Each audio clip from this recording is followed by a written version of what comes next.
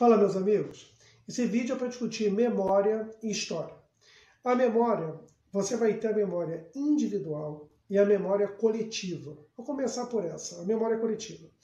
A memória coletiva é aquela que vai ser construída socialmente, vai ser construída no todo, coletivamente. Vou dar um exemplo simples. A morte do Ayrton Senna em 94.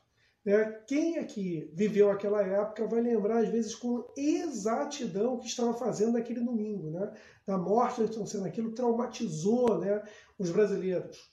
Ou ainda, o pentacampeonato de futebol em 2002. Você vai lembrar com exatidão o que você estava fazendo quando o Brasil ganhou da Alemanha e nós fomos campeões mundiais. Ou traumas, vamos dizer assim, que a gente não quer lembrar socialmente, como, por exemplo, o 7-1 da Alemanha sobre o Brasil. Mas tudo isso é uma memória coletiva, tá? É uma memória construída num todo social. Além dessa memória coletiva, você tem a memória individual. E essa memória individual é o que cada indivíduo guarda do seu passado. E ela é uma ferramenta histórica, sim, mas não significa que ela seja uma verdade histórica.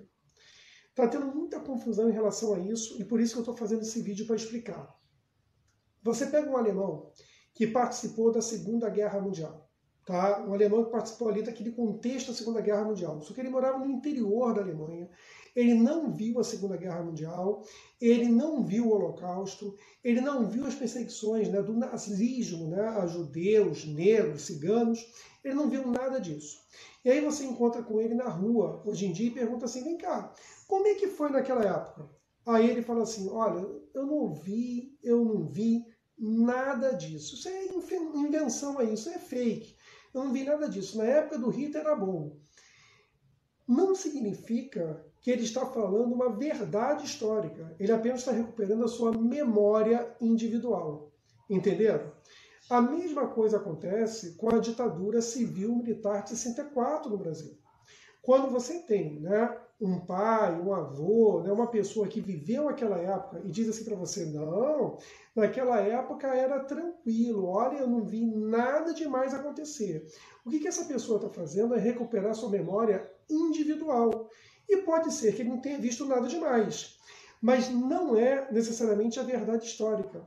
Não significa que não tenha acontecido as torturas, as mortes, a censura, a repressão, as perseguições políticas que aconteceram ali a partir de 64.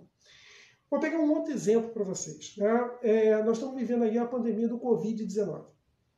Eu, particularmente, eu não perdi ninguém próximo, nem familiar, nem amigos. Então, não perdi ninguém próximo.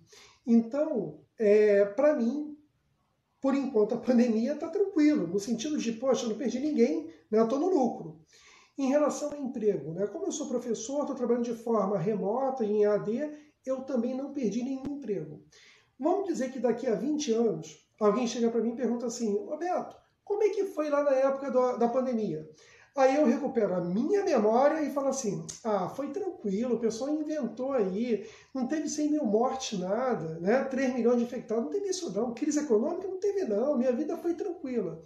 Não é verdade. O que eu estou fazendo é recuperando a minha memória, mas a minha memória necessariamente não é a verdade histórica.